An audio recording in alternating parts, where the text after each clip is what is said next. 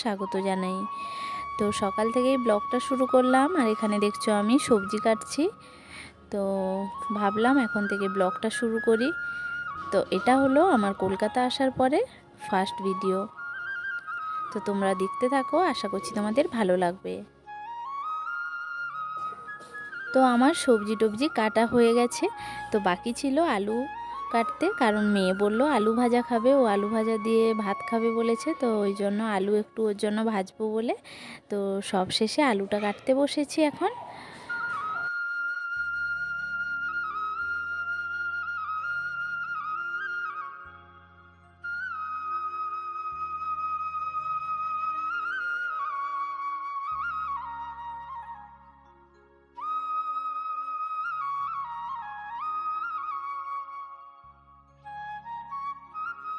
তো আমার আলু কাটা হয়ে গেছে। আলু কাটার পরে আমি এখন রান্নাঘরে চলে এসেছি।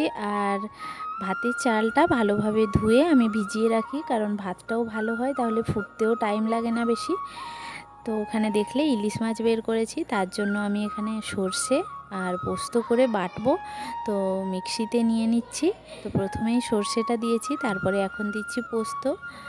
তো আর দেবো সাথে কাঁচা লঙ্কা একটা আর নুন। তো ভালোভাবে পেস্ট করে কিছুক্ষণ পেস্টটাকে রাখবো, তারপরে রান্না শুরু করব।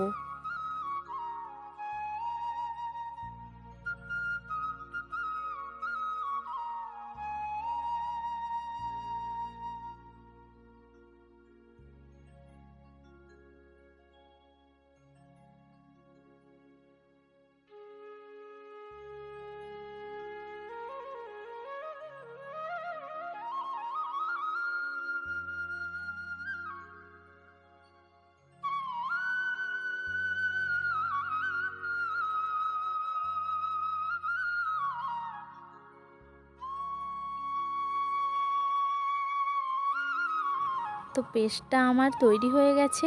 তো এখন আমি মাছগুলোতে একটু নুন আর হলুদ মেখে রেখে দেব। তো কিছুক্ষণ নুন হলুদ মেখে রাখলে নুনটাও মাছের মধ্যে ভালোভাবে ঢোকে।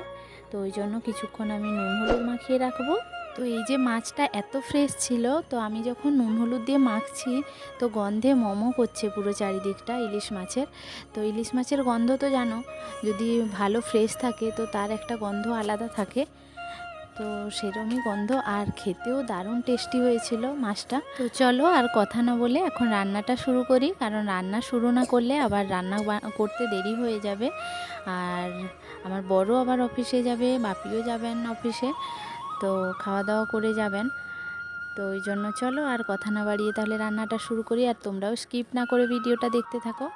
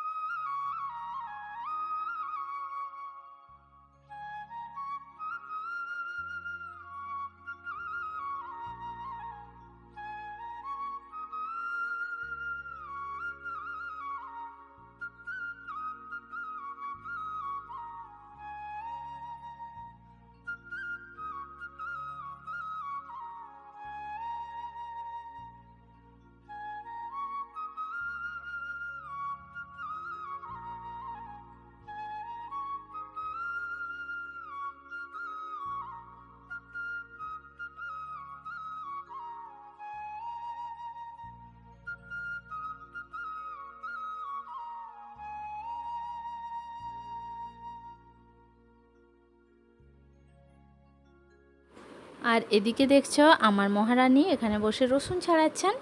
তো আমি ছাড়াচ্ছিলাম রসুন, তো বলছে মামা আমাকে দাও আমি রসুন ছাড়িয়ে দিই।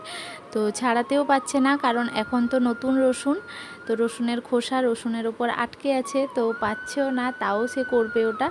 তো আমি বললাম ঠিক আছে কর তাহলে, আমি উঠে যাচ্ছি। তো বসে রসুন ছাড়াচ্ছে। আর এদিকে দেখছো মাছটাও হয়ে এলো। তো এখন আমি একটু কাঁচা সর্ষের তেল দিয়ে দেবো তার উপরে, দিয়ে নামিয়ে নেব মাছটা।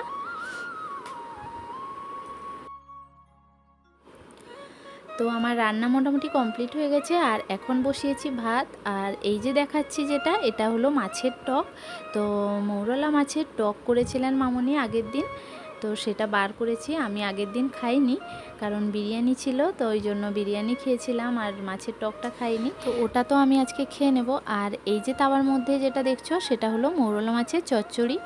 তো ওটা সর্ষে দিয়ে সুন্দর করে বানিয়েছিলেন, তো খেতে তো দারুণ হয়েছিল। তো ওটা আমি তাওয়াতে গরম করে নিচ্ছি, কারণ ফ্রিজে ছিল, আগের দিন বানিয়েছিলেন। তো ওটা ভালোভাবে গরম করে নিলাম একটু মুড়ি দিয়ে খাবো বলে। আর ওদিকে দেখছো আলুটা এখনও ভাজিনি, কারণ আলুটা গরম গরম ভাজবো। আমি স্নান করে এলে তারপরে গরম গরম ভেজে দেবো। আর একটা ইলিশ মাছও রেখেছি, ওর ইলিশ মাছটা আমি ঝোলে দিইনি, তো ওখানে সর্ষে দেওয়া আছে, তো যদি না খায় মেয়ে ওই জন্য একটা ভাজার জন্য রেখে দিয়েছি, ও ভাজা যদি খায় ভেজে দেবো। আর সত্যি বলতে কলকাতাতে যা গরম পড়েছে, নিশ্চয়ই সব জায়গাতেই গরমটা পড়েছে, তো এই গরমের মধ্যে কোনো রিচ খাবার তো খেতেই ইচ্ছে করছে না, কোনো কিছুই যেন খেতে ইচ্ছে করছে না। মনে হচ্ছে হালকা কোনো কিছু খাই, কিংবা জল ঢালা ভাত, কিংবা টক। আমার তো টক দইটা এখনও ভীষণ ভালো লাগছে ভাতের সাথে খেতে। তো এই জন্য একটু মাছের টকও বানিয়েছিলেন কাল মামনি। তো চলো, আমার রান্না টান্নাও সব কমপ্লিট হয়ে গেছে। আর এখন চলে এসেছি ছাদের ওপরে, কারণ কালকে বিকেলবেলা আমি কিছু জামা কাপড় ধুয়েছিলাম। তো জানো তো বাবার বাড়ি থেকে এলে অনেক কিছুই তো কাচার থাকে, তো এগুলো সব কাচা ধোয়া করেছিলাম। তো এখন তুলে নিয়ে যাচ্ছি, কারণ স্নানের পর আর ছাদের ওপরে আসতে ইচ্ছে করবে না, ওই জন্য তুলতে চলে এসেছি সব। তো এখন তুলে নিয়ে গিয়ে রাখবো, দিয়ে কিছুক্ষণ বসে চলে যাব স্নানে। তো চলো, তোমাদের সাথে স্নানের পর একদম কথা হচ্ছে।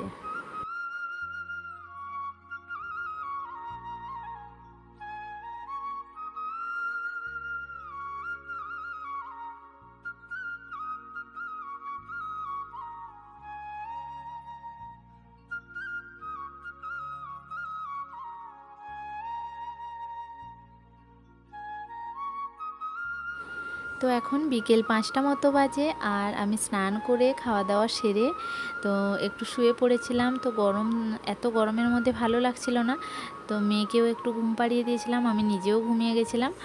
তো ঘুম থেকে উঠে এখন জামা কাপড়গুলো বসে গেছি গোছাতে।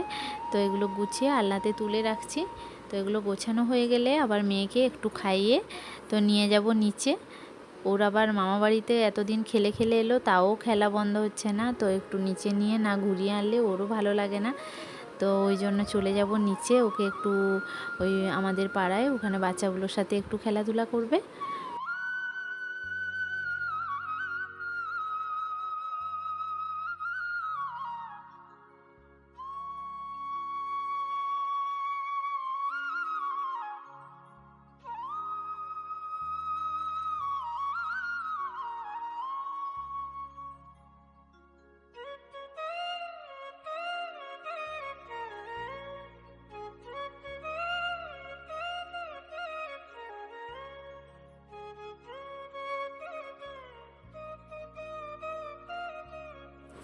তো আমার জামা কাপড়গুলো সব গোছানো হয়ে গেছে। আর এই দেখো সুন্দরভাবে আমি আলনাতে তুলে রেখেছি।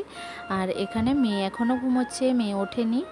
তো আর এই যে দেখো কিছু তো চেঞ্জেস তোমরা দেখতে পাচ্ছ। তো আজকে একটু রুমটা চেঞ্জ করা হয়েছে। তো আমার যে শোকেসটা ছিল, সেই শোকেস আলমারিটা অন্যদিকে দেওয়া হয়েছে, আর আলনাটা অন্যদিকে।